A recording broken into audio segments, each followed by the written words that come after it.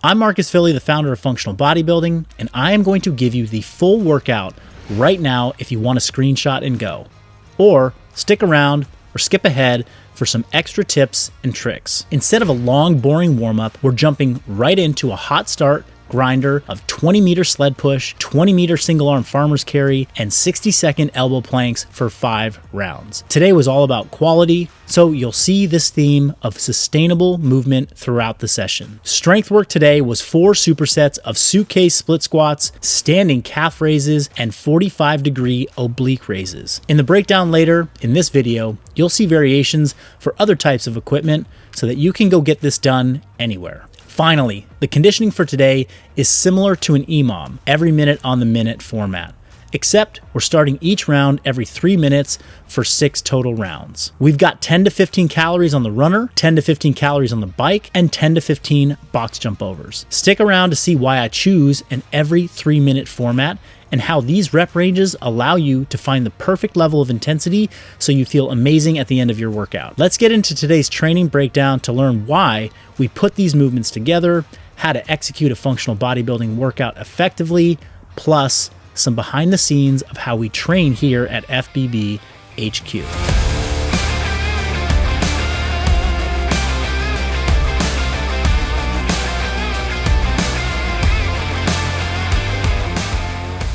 Welcome back, everybody, to the channel. We're going to be doing another training breakdown today, and we have our visitors from the United Kingdom, Gary and Sheila, still in the house.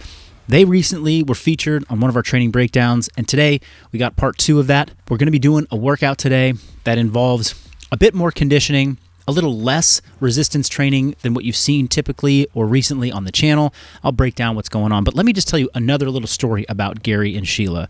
Here are 2 individuals who took it upon themselves to travel all the way across the world to come visit the place where they're getting inspiration from for their gym and their business. They own a gym out in the UK called Built Unique. They've built up a fabulous group and community there. They have a background in CrossFit training. As CrossFit instructors, they used to own a CrossFit gym, and what they realized was that a lot of their members were getting burnt out over the years of training with them under that style of training. So they wanted to switch to something different. Functional Bodybuilding called to them, and so they hired us. They actually hired Coach Shauna to program their group training method. And over the course of 2 years, they have had tremendous stories and just tremendous transformations amongst their community. People are bought in, they love it. So if something like that appeals to you, if you're a gym owner, if you're a community fitness enthusiast, and you want to bring something like functional bodybuilding to your gym, get in touch with us for sure. So let's get into the session today, and I organize it into 3 parts. We're going to have a little bit less time to dedicate to training, so we're going to do a initial warm-up prep grinder. I'll talk about what that is. Then we're going to get into a superset of a number of different resistance training exercises that are going to be timed to keep us on track, get a lot of work done in a short period, and then finally we're going to do some conditioning that's a little bit higher tempo after we've already gotten our bodies warmed up. We're deep into the training session. That higher tempo work is going to be in an interval format, which again I'll outline. So this hot start grinder was 5 rounds of a 20-meter sled push, a 20-meter single-arm farmer's carry, and that was going to be done on each arm, so 20 meters per arm, followed by a 60-second elbow plank. Now, I really appreciate getting some isometric contractions in early on in the training session. Isometric contractions are where you're not moving, you're just holding static positions. So in this case, we're doing isometric with our elbow plank. We're also doing an isometric with our single-arm farmer's carry. That is a straight arm, shoulder, back, pulling exercise without any contractions, just holding that right at the top isometrically. So no concentric or eccentric movements. Yes, you're moving with your lower body, you're stabilizing a little bit with your trunk. You got isometric in your trunk, isometric in the shoulder blade, rotator cuff, shoulder stabilizers. Why do I like doing that at the beginning of training? Because getting the mind-muscle connection going. Mind-muscle connection is partly perception of like, oh, I can feel these muscles working. It's also when you can start to feel local fatigue happening as a result of actually holding particular positions. So if you're like doing your forearm plank, you know, depending on how you put your body, you might be feeling stress in your abdominals, you might be feeling stress in your shoulders, you might be feeling stress in your serratus if you're pushing your shoulders forward.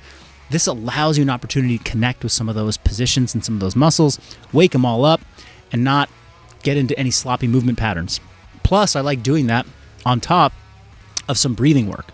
So we're doing sled pushing, getting the heart rate elevated, doing some carries, plus holding isometrics while you're breathing. This great abdominal, diaphragmatic breathing practice.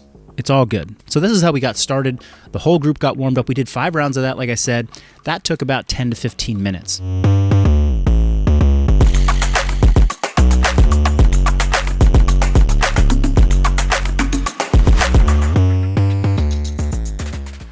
So the first chunk of training is done.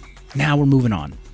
We're going to do a superset of 3 exercises. Those 3 exercises were going to be a suitcase split squat, a standing calf raise, and this 45-degree oblique raise. Now, when I'm thinking about training and I'm thinking about movement selection, I like to be creative a bit about which equipment I'm using for different exercises.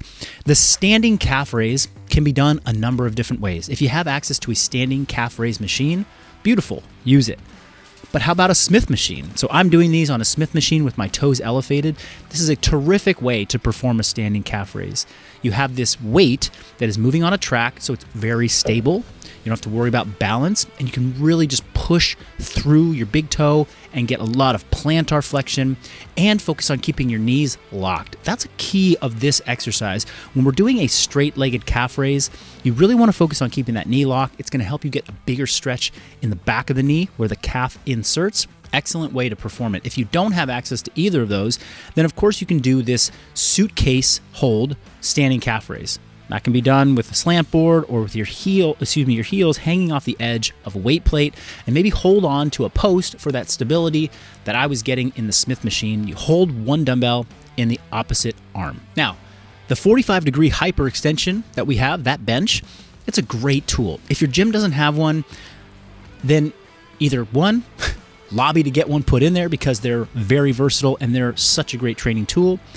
But if you don't have one of those, then you can perform a dumbbell side bend, because this exercise is really targeting getting the obliques to work as well as this low back muscle called the quadratus lumborum, or the QL. If you've ever heard someone say, hey, the QL muscle, that's what they're talking about. It is a low back, kind of off right above your hip. It's really close to your hip bone, and it's definitely involved in lateral stability of the spine. So that gets work when you're performing side bends, whether it just be standing with a dumbbell or if you're on this 45-degree incline. Now, if you've never done these 45-degree incline, the way that you set up for this is you want the top leg in front and the back leg behind. So your legs are kind of split underneath the pads. You don't want to put your top leg on the back because that will actually lead to you rotating your shoulder back and being more of like a anterior abdominal exercise, which is not the goal. So get that top leg in front and really feel like you're getting a deep stretch in your low back as well as your side. And this one's very potent, so I wouldn't use a lot of weight here or any weight at all. If you want to load it up, you'd put a dumbbell at your side, and that's going to be plenty. And a quick shout out to the suitcase knee over toe or ATG split squat. Love this exercise. Find a way to do it in the most stable and secure way that you can.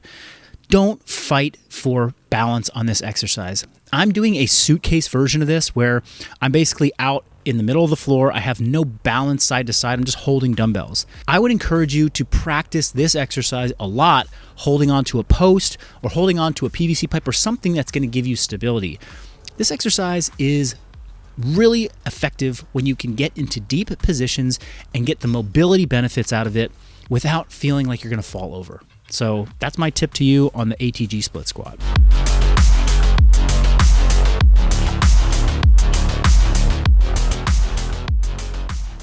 All right, here's the final piece. We've gotten part 1, the grinder, done. Part 2, the superset, done, out of the way.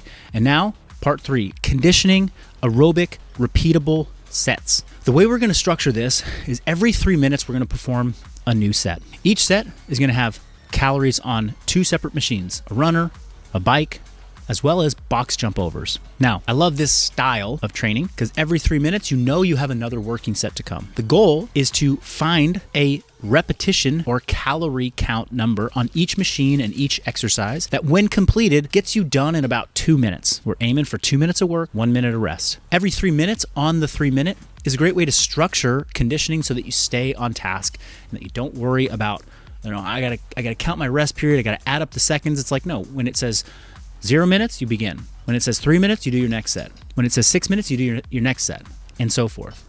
We did 6 rounds of this. I think we were supposed to do 5, and we got to the 5th round, and everyone was like, let's do one more. That's a great sign.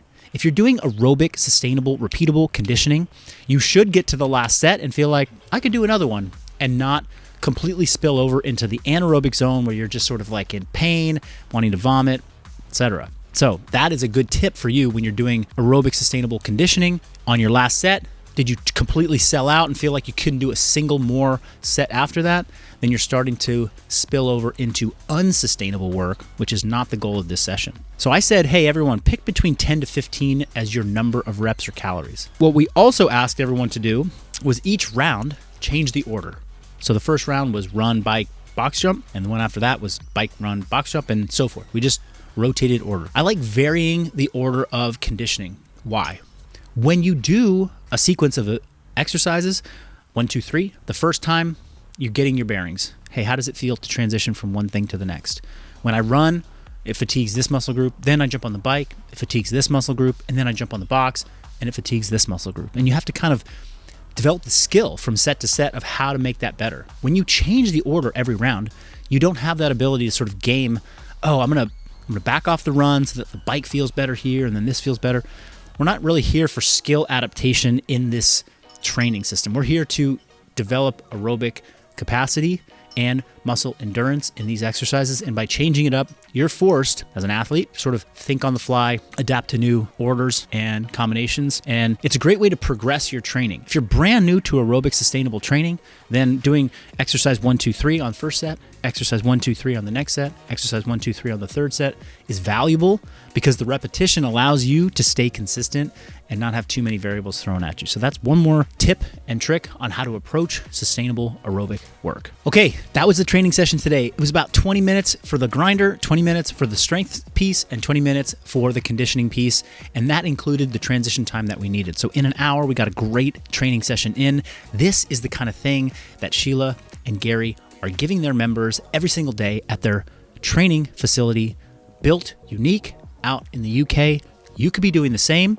We're doing it here. If you want to explore formats like this of grinders, supersets, sustainable conditioning, then be sure to head over to our website, functional-bodybuilding.com, and get your free 2-week trial of Persist, where we have workouts just like this. They will be under what is called the Pillars Training Track. Those are going to be those 60-minute workouts, and you can experience it for yourself in your gym. It could be a home gym, it could be a commercial gym, and it could be a functional training gym like this or built unique. I hope you enjoyed the session today. If you've got questions, drop them in the comments. And then, of course, if you liked the video, give it a thumbs up, please, and share it with somebody who needs to see this. Share it with your coach, share it with your gym owner, share it with somebody who wants to spread this message of functional bodybuilding all over the world.